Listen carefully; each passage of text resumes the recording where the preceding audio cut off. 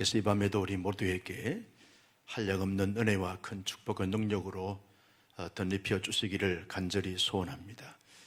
우리는 지금 수요일마다 고린도전서 말씀을 살펴보면서 은혜와 도전을 받고 있습니다. 특별히 고린도전서 12장부터 14장까지의 내용은 은사론에 대해서 말씀해 주고 있습니다. 여러 다양한 은사가 있는데 특별히 이 14장에서는 두 가지 은사를 대표적으로 거론하고 있는 것을 보게 됩니다. 하나는 방언의 은사에 대해서 말씀하고 있고, 또 하나는 예언의 은사에 대해서 집중적으로 다루고 있는 것을 보게 됩니다.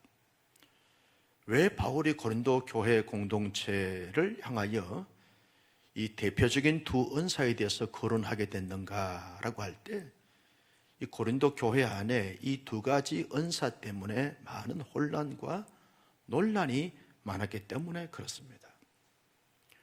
그래서 방언에 대한 은사를 자세하게 그렇게 바울이 권고하고, 하나님께서 방언의 은사를 주시면 감사함으로 받고, 그 방언의 은사를 따라서 하나님 앞에 개인적인 이 경건과 영적인 깊이를 위해서 잘 활용하되, 교회에서 덕을 세우고 공적인 모임에서 하기보다는 개인적인 기도 시간이 함으로 인해서 하나님과 더 깊이 있는 교제와 교통을 가지고 하나님 앞에 더 신령적 삶의 모습을 가지면 되겠다, 그렇게 권면을 했습니다. 오늘은 이 예언의 은사에 대해서 이제 다루고 있다는데, 아마도 예언의 은사에 대해서 가장 예민하고 또 혼란스럽고 혼돈할 수 있는 그런 은사이기도 합니다.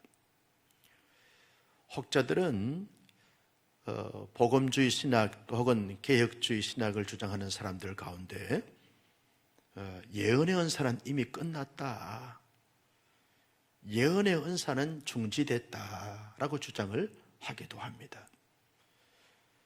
왜냐하면 하나님께서 성경 말씀을 기록하게 될 때 그때 예언의 은사를 통해서, 예언가들을 통해서 말씀해 주셨는데, 이미 구원의 그 모든 과정을 다 소상하게 기록해 놓았고, 구원받은 자가 이 땅에서 어떻게 살아야 되는지 삶의 분명한 지침서까지 다 말씀해서 말씀하고 있는데, 굳이 오늘날 성경 위에 또 다른 예언이 필요한가? 그래서 예언이 끝났다라고 그렇게 주장하는 사람들이 많이 있는 것을 보게 됩니다. 또한 불의는 지금도 여전히 예언이 있다, 그래서 많은 사람들이 예언 기도 받으러 가고 또 예언 받으러 가는 것을 보게 되었습니다. 그래서 지금도 여전히 예언이 존재하고 있는 것이다. 그래서 많은 사람들이 예언을 받아야 된다, 또 예언의 은사를 구해서 예언의 은사를 받아야 된다, 그렇게 강조를 합니다. 그러면 우리는 어떤 입장인가 라고 말할 때, 여러분, 성경을 기록할 이 계시적 예언은 성경이 완성되어지면서 마무리가 된 것이죠. 그런데 오늘날 하나님의 사람들이 실제로 살아가면서 하나님께서 이 예언의 은사를 통하여서 세우고 깨우고, 그리고 위로하고 격려하고 또 잘 영적인 삶을 살도록 하기 위해서 예언의 은사가 있다라고 하는 것을 받아들이게 됩니다. 오늘날 이 예언의 은사는 성경을 기록할 그 당시의 예언가 동등한 어떤 권위를 갖고 있는 것이 아니라, 하나님께서 이 구원의 완성을 위해서, 구원의 과정을 위해서, 구원의 서정을 위해서 필요한 모든 이 계시적 은사는 이 성경 66권으로 말미암아 다 충족이 됐고 충만함에 이르렀기 때문에 그런 예언이 더 이상 필요치 않죠. 만약에 성경 계시에 버금가는 이 예언이 필요하다고 하면 지금도 끊임없이 성경 말씀이 계속 이렇게 연결되어야 되고 끝이 없는 것입니다. 66권을 정경으로 받아들인 우리들에게는 매우 혼란스러운 거죠. 지금은 엄밀한 의미에서 성경 말씀을 잘 읽고 해석하고 잘 적용하고 이 말씀을 통해서 실제로 삶을 살게 하는데 도전이 되어지는 이런 이 예언적 은사는 존재하지만 이 계시적 은사, 이 예언은 마무리가 됐다. 그렇게 받아들이게 되어집니다. 예언의 의미를 우리가 좀 더 생각해 보면 예언의 은사를 훨씬 더 이해하기가 좀 쉬울 수 있으리라 그렇게 생각합니다. 예언의 은사가 뭐냐라고 말할 때 하나님께서 교회 공동체에 덕을 세우기 위하여 주신 선물이 이 예언의 은사다. 그렇게 정의하게 되었습니다. 하나님께서 교회라고 말할 때 모든 성도들과 모든 공교회 전체를 말하겠다는 거죠. 교회 공동체에 하나님께서 이 덕을 세우기 위해서 주시는 하나님의 선물이 예언의 은사다. 예언의 은사는 성령의 감동함을 받은 사람들이 신적인 권위를 가지고 말하는 은사가 예언의 은사다. 그렇게 말하게 되었습니다. 더 구체적으로 보면 그 시대, 그 사람, 그 지역에 꼭 맞는 말씀을 하나님께서 주시고 그 말씀을 통해서 많은 사람들의 어떤 변화와 성장과 성숙을 위해서 주시는 하나님의 그 말씀이 이 예언의 은사다. 그렇게 정의할 수 있게 되어지는 것입니다. 하나님께서 하나님의 사람들이 지금 현재적 삶 속에서 어떻게 보다 더 말씀에 충만하고 말씀에 합당한 삶을 살 수 있을까라고 하는 부분에서 도움을 주기 위해서 하나님이 예언의 은사를 주신 거다 그 말이죠. 그리고 앞날과 장래에 어떠한 자세와 어떤 태도와 어떠한 모습으로 감당해야 되고 살아가야 되는지 라고 하는 분들 방향을 제시해 주기 위해서 예언의 은사를 주시기도 하신다. 그렇게 우리가 볼 수 있게 되어지는 것입니다. 이 고린도전서 14장에서 예언의 은사의 특징에 대해서 4가지를 설명하고 있는데요. 먼저 우리 성경을 한번 찾아보십시다. 24절 말씀을 같이 볼까요? 24절입니다. 다 같이요. 시작. 그러나 다 예언을 하면 믿지 아니하는 자들이나 알지 못하는 자들이 들어와서 모든 사람에게 책망을 들으며 모든 사람에게 판단을 받고. 자, 예언의 은사가 갖고 있는 특징이 뭐냐 하면 먼저는 예수 믿지 않는 사람들 혹 예수 믿는 사람들의 그 잘못, 죄에 대해서 책망을 하는 역할을 한다 하는 거죠. 여러분 그렇죠. 예언의 은사를 가지고 예언의 은사를 활용하는 사람들에게 그 예언을 받는 사람들은 그 마음속에 어떤 죄나 또 잘못된 어떤 그런 모습을 갖게 되었으면 책망을 받게 되어지는 것이죠. 하나님의 말씀은 선하시고 거룩하시고 의로우시기 때문에 그렇다는 거죠. 그래서 예언의 은사의 특징은 책망하는 특징이 있다. 두 번째는 판단하는 특징이 있다는 거예요. 여러분, 예언의 은사를 통해서 내가 예언을 받게 되었으면 내 내면에 있던 자잘못에 대해서 잘 판단하게 되어집니다. 그래서 예언의 은사의 특징은 책망과 판단의 역할을 하게 되어진다는 거예요. 세 번째는 25절 말씀에 보면 이렇게 말합니다. 그 마음에 숨은 일들이 드러나게 됨으로 엎드려 하나님께 경배하며 하나님이 참으로 너희 가운데 계신다 전파하리라. 두 가지를 말씀하고 있는데 이 예언의 은사를 통해서 그 예언을 통하여 사람들의 마음속에 있는 가려진 것, 감추어진 것 이런 부분들이 다 드러나게 된다는 거죠. 드러나게 되는 거예요. 그러면서 드러나서 부끄러움과 창피와 수치스러움과 그리고 숨어가는 이런 어떤 모습이 아니라 하나님께로 나와서 하나님을 경배하고 하나님을 예배하는 자가 되게 하신다. 이게 예언의 특징이라는 거예요. 예언 은사자들의 어떤 특징이 되어져야 한다라고 하는 부분들입니다. 그런데 오늘날 특별히 예언의 은사를 가지고 예언 사역을 하는 사람들의 그 면면들을 보게 되었으면 책망과 판단은 잘해요. 그리고 드러내게 하는데 많은 이 초점이 있습니다. 그러나 하나님께 나와서 진정으로 경배하고 하나님을 높이고 하나님을 중심으로 삶을 살게 하는 데는 매우 약한 것을 볼 수 있습니다. 그래서 예언가들을 보면 자기의 세력화를 만들어서 마치 자기가 굉장한 어떤 신적 권위를 가져서 군림하거나 통치하거나 다스리거나 이런 역할을 하는 이런 무리들이 많이 볼 수 있습니다.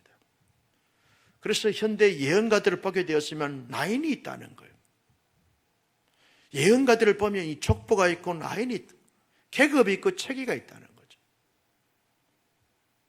어떤 예언가의 어떤 줄에 그게 줄에 서 있냐, 이걸 가지고 서로 판단하고 평가한다는 거죠. 하나님께서 예언의 은사자들에게 예언을 주신 것은 결코 그와 같은 것을 가지기 위해서 주신 것이 아니라는 것이죠. 어떤 거냐? 계속해서 바울이 고린도 교회 성도들이 예언의 은사 때문에 매우 혼란스럽고 어려움이 있는 이 사실을 직시하시면서 오늘날 하나님의 사람들이 예언의 은사를 통해서, 예언을 받음을 통해서 어떻게 그 받음에 대한 자세와 태도를 가지면서 영적인 성장과 성숙을 가져야 되는가 하는 것에 대해서 소상히 말씀해 주고 있는 것입니다. 그 예언의 은사를 활용하는 목적이 뭐냐?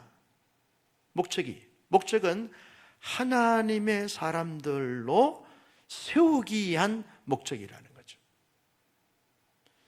예언의 은사를 받은 사람이 이제 예언을 합니다. 예언을 하면 예언받은 그 사람이 하나님의 사람으로 온전함과 그리고 신령함과 거룩한 사람으로 세워가는데 예언의 은사의 목적이 있다는 것입니다.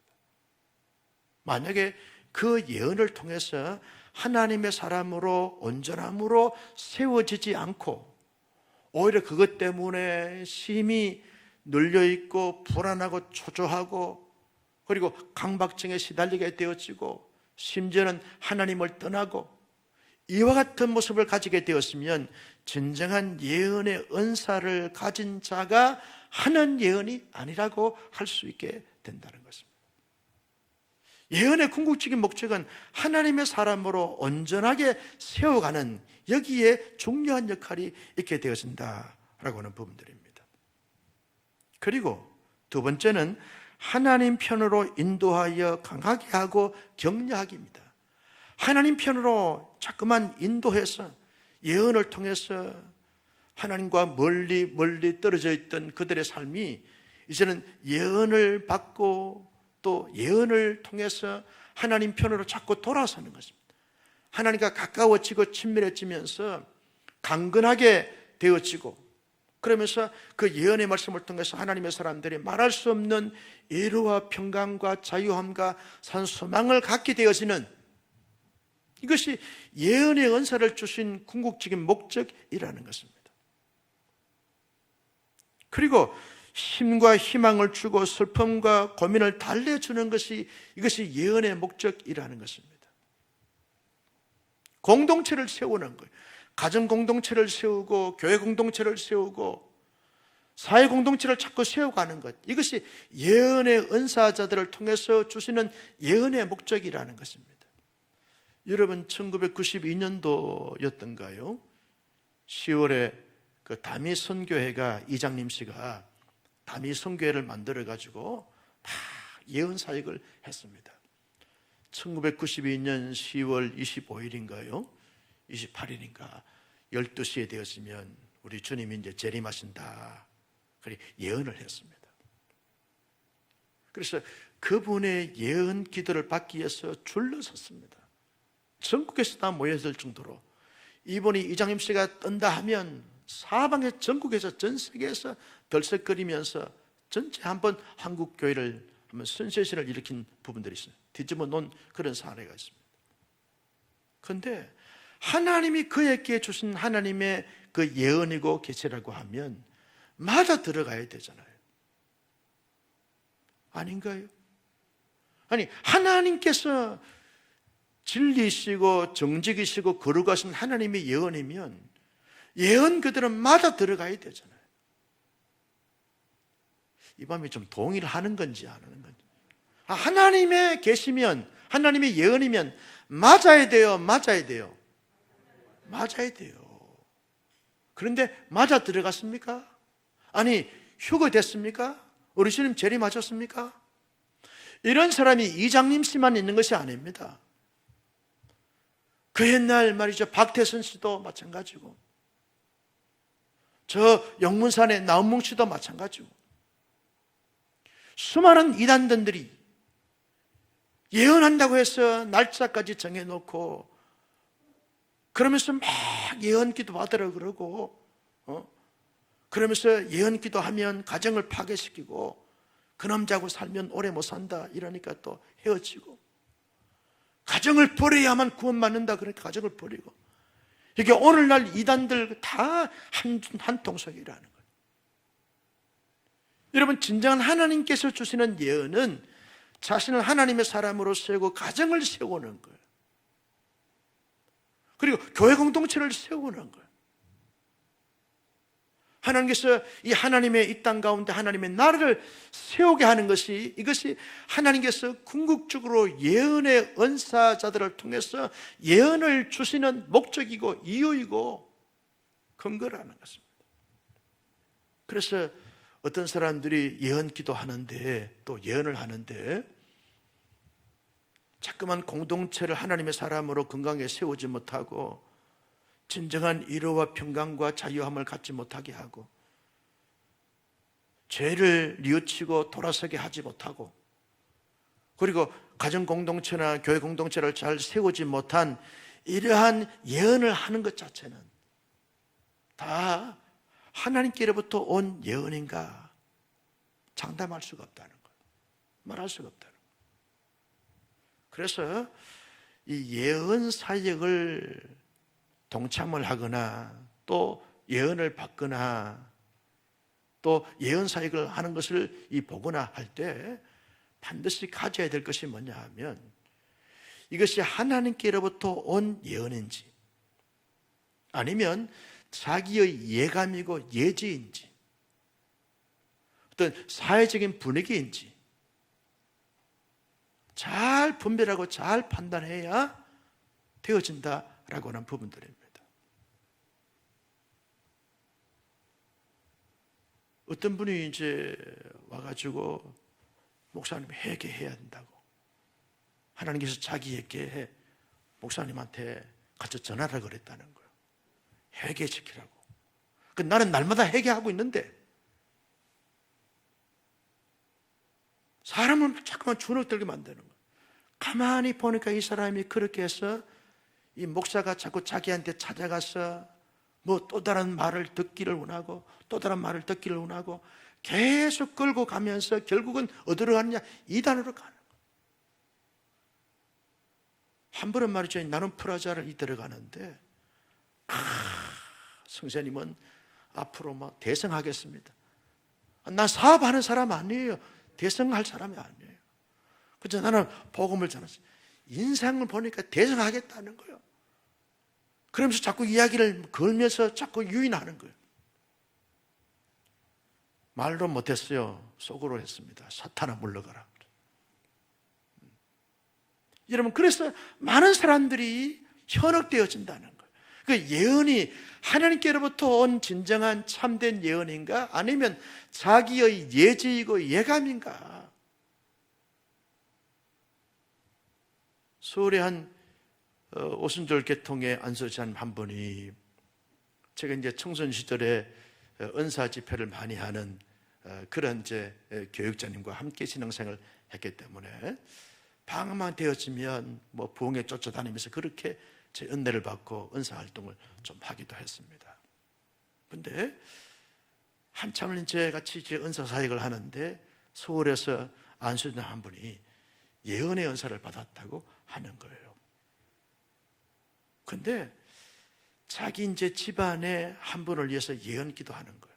그 예언 기도한다니까 온 동네 사람들이 줄로 서는 거예요. 마치 점괘 보듯이 말이에요. 줄로 서 있는 거예요. 그런데 한 분에게 예언을 하는 거예요. 예언하는데 언제 어떻게 당신은 세상을 떠나게 될 거라고 예언을 했어요. 그렇게 예언을 받는 사람이 어떻습니까? 그때부터 잠이 오지 않는 거예요. 불안하고 눌리고, 또 그 예언을 듣는 사람들 다 지켜보는 거예요. 그 사람이 언제 그렇게 죽는가? 죽었을까 살았을까? 죽었으면 말도 안 하지. 하나님께서 주시는 예언은 맞아 들어가야 되잖아요. 여러분, 예레미야가 예언을 했습니다. 예레미야가 유다 나라가 바벨론 포로에게 내어가고 바벨론 포로에서 70년장을 해야 되고, 그리고 난 다음에 이방 왕 고레스를 통해 가지고 기한이 되어진다라고 예레미야가 다 예언을 했어요. 그런데 이 거짓된 이 선자가, 거짓 선자는 뭐라 그랬습니까? 아니, 어떻게 하나님의 언약 백성들이고 하나님께서 이렇게 사랑하는 이 백성들이고 정통적인 이 혈통이 잘 흐르고 있는, 언약의 계보가 잘 흐르고 있는 이 유다 백성들이 어떻게 이방신을 섬기는 이방인 바벨론에 의해서 어떻게 포로가 되어지고 어려움을 당하게 되느냐. 예레미야가 거짓이라고. 그래서 예레미야가 얼마나 곤욕을 치른지 몰라요. 그런데 누구의 예언에 따라서 이루어졌습니까? 거짓 선자의 예언이 다 틀렸습니다. 많은 거짓 선자가 나름대로 괜찮다고, 멸망되지 않는다고, 하나님은 사랑의 하나님이라고, 하나님은 축복의 하나님, 도우심의 하나님이라고 그렇게 끊임없이 예언을 하면서 성도들을 위로하고 했지만 다 틀렸어요. 예레미야의 예언이 맞았어요. 왜? 하나님께로부터 받았던 말씀이기 때문에 그렇다는 거예요. 오늘날 예언의 은사도 마찬가지입니다. 하나님이 주신 예언의 은사면 예언의 은사를 통해서 예언한다게 예언이 맞아 들어가야 돼요. 동의하시면 아멘. 하나님이 주시는데 틀리면 자기의 예지고 자기의 예감이라는 거예요. 자기의 감정이고 자기의 어떤 경험에서 나오는 것이라든지 상상에서 나오는 품에 떼서 하는 거예요. 그래서 아무 데나 가서 예언 기도 받으면 안 된다는 거예요. 대부분 예언의 은사를 누구에게 주셨는가 하면 목회자들에게 주셨어요. 그래서 하나님의 말씀을, 이 계시된 이 하나님의 말씀을 잘 그 말씀의 흐름과 내용과 의미를 잘 이렇게 연구하면서 뽑아내서 잘 정리해가지고 예언의 말씀을 증거하잖아요. 이 말씀을 증거하면서 사람들을 세우잖아요. 도전하잖아요. 변화가 되잖아요. 열매를 맺잖아요. 하나님께 영광 돌리게 되잖아요. 하나님을 예배하게 되잖아요. 아무 데나 가서 예언 기도 받는다고 해서 가가지고 거기에 사로잡혀서 자기의 교회에서는 전혀 열심도 열정도 헌신도 안 하면서 거기 가지고 다 갖다 바치는 거예요. 결국 가정도 떠나고 말이죠. 제 가까운 친척 한 분도 이상하게 자꾸 모임에 가서 예언 기도 받는다고 그랬더니 아니 가정을 버리고 그냥 거기 단체에 들어가 버렸어. 아들이 지금 목회하는데 그 아들을 위해서 중보하고 기도하고 협력하지 못할 정정 아들 목회하는 거 다 버리고 거기 단체 들어가가지고 좀 이상한 짓거리 하고 있는 거예요. 유명한 교회의 건사, 유명한 교회의 건사 출신이 그러고 있다라니까. 명절이 돼도 수년이 흘렀는데도 불구하고 자기 아들 찾지 않아요. 자기 딸 찾지 않아요. 자기 가족 찾지 않아요. 아들이 어머니 보고 싶어서 가면 나는 너하고 상관이 없다. 이게 무슨 예언이에요? 이게 무슨 믿음 생활이에요? 이게 하나님 사람이 아니에요. 하나님께서 가정을 세워주셨으면 부족하지만 최선을 다하여 아내의 역할을 감당하고, 아멘, 남편의 역할을 감당하고, 자식의 역할을 감당하고, 부모의 역할을 감당하고, 피를 값주고 세우신 교회에서 충성되이 자기의 사명과 사역을 잘 감당해서 교회를 세우고 가정을 세우고 시대를 세워야 되는데, 자기들끼리 지하실에 말이죠, 공동재생을 하면서, 그게 무슨 하나님을 믿는 믿음의 사람들이고 그게 무슨 예언하는 사람들이라고 말할 수 있느냐 말이죠. 가장 좋은 신앙생활은요, 내가 소속된 교회에서 주일마다 신령과 진정으로 예배를 드리고 교회에서 훈련 프로그램에 참여해서 열심히 훈련받고 매일 큐티하면서 주님의 음성을 듣고 1-3 운동하면서 정말 성경을 하루에 5장 보고 30분 기도하고 5가지 감사하고, 그렇게 살면 삶 자체가 천국이 되는 줄로 믿었으면 아멘. 이게 성숙입니다. 이게 열매입니다. 이게 하나님의 기쁨이 되는 것입니다. 이것이 주신 사명을 감당하는 것입니다.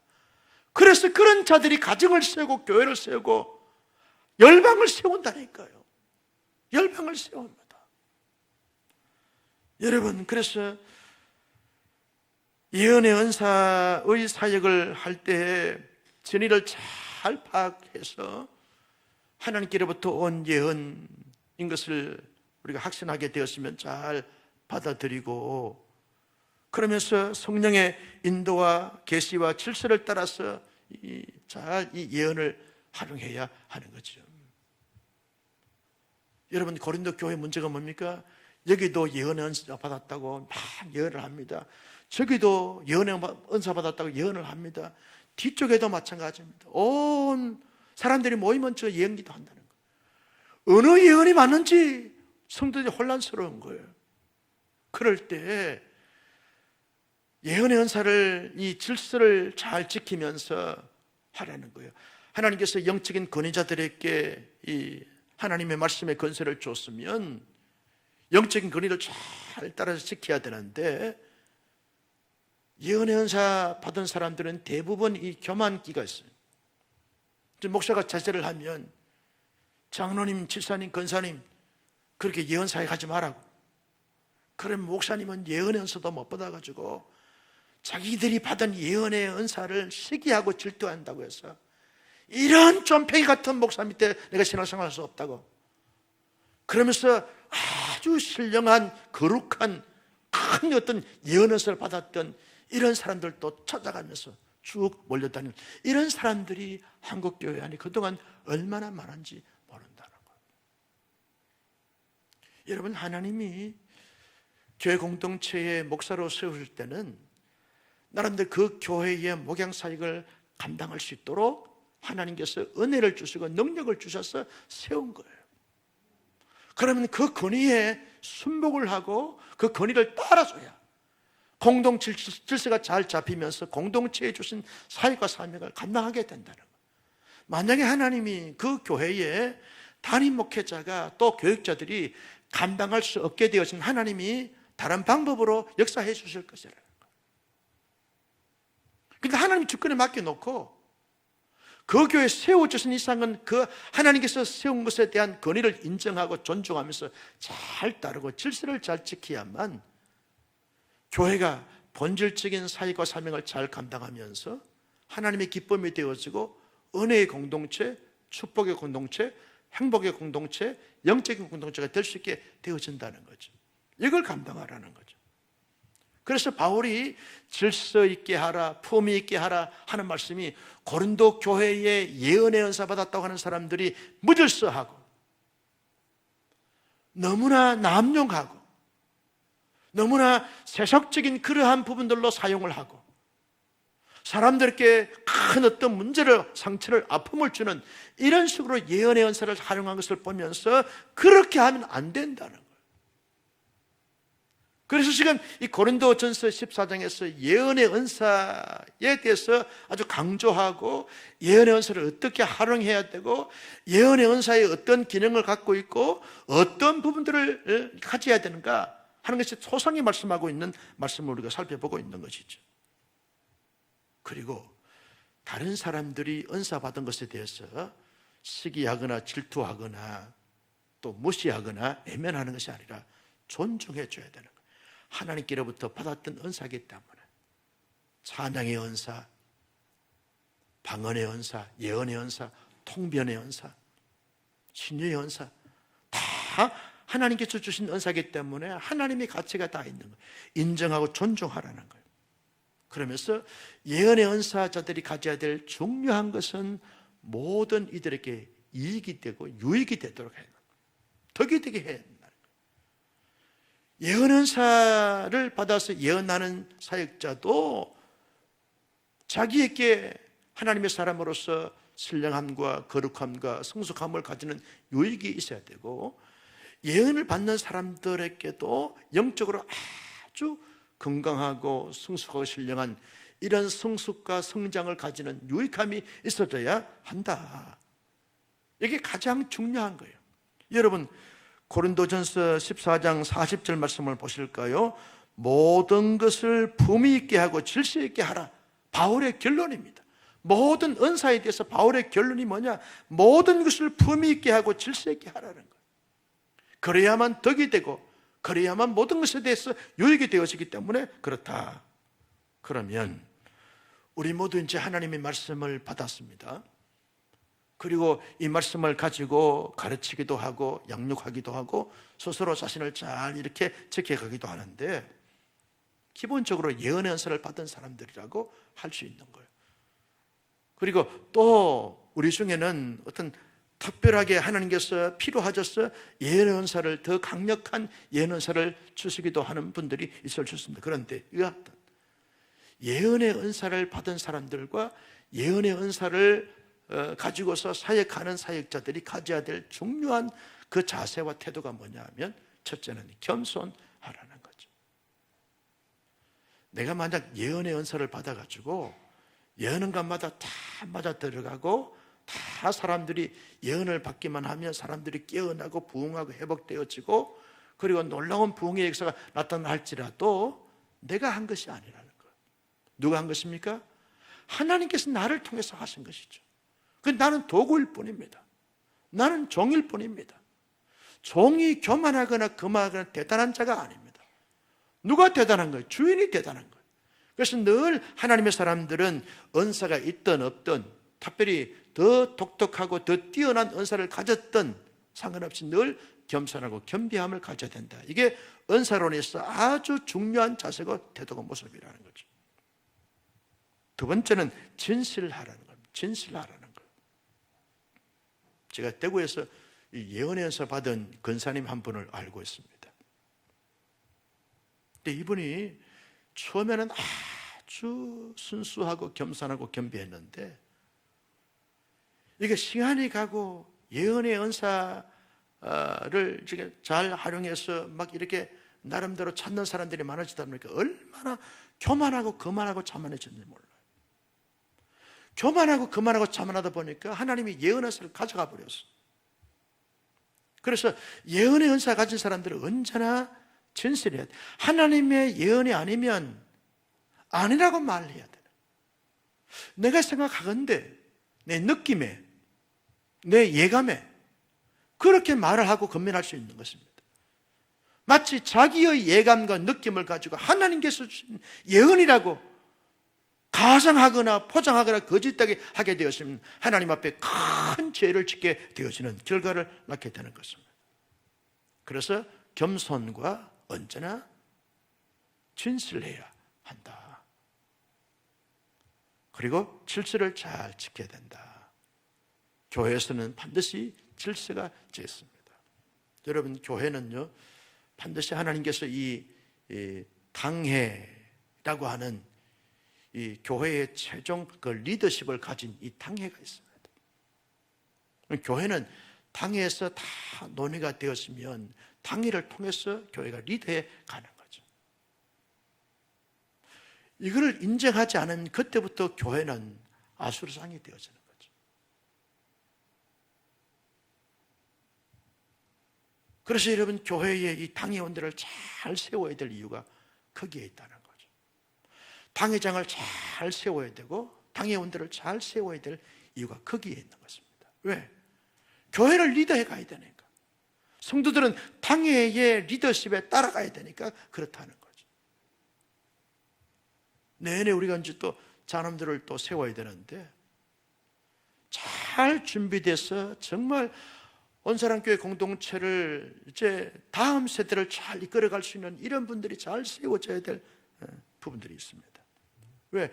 교회는 질서 공동체이기 때문에 그렇다는 거죠.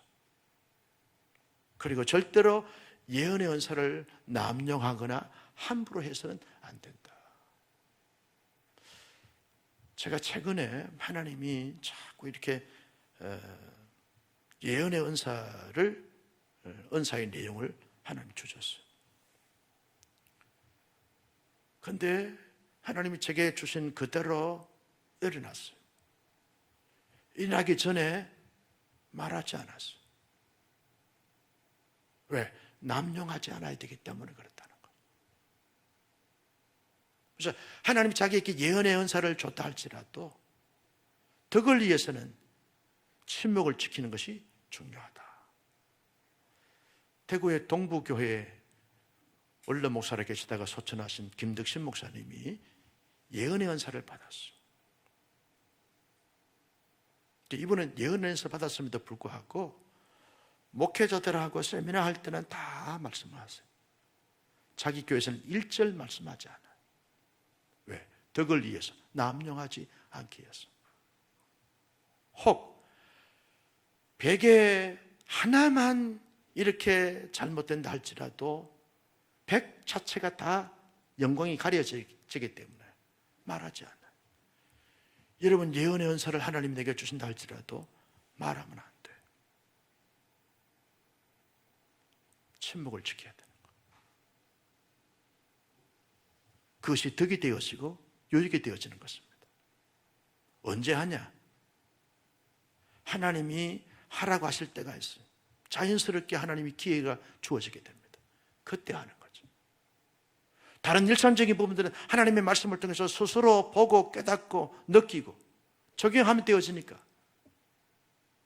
그래서 언제나 아무리 하나님께서 자기에게 강력한 어떤 예언을 줬다 할지라도 항상 덕을 생각해야 되고 질서를 생각해야 하는 것입니다. 만약에요, 우리 교회 담임 목사를 한 목사를 세웠는데 우리 7월 달에 가시는 우리 김한준 목사님 이 예언의 은사를 하나님이 줬어. 그럼 성도들이 한 목사 말 듣겠어? 김 목사님 말 듣겠어?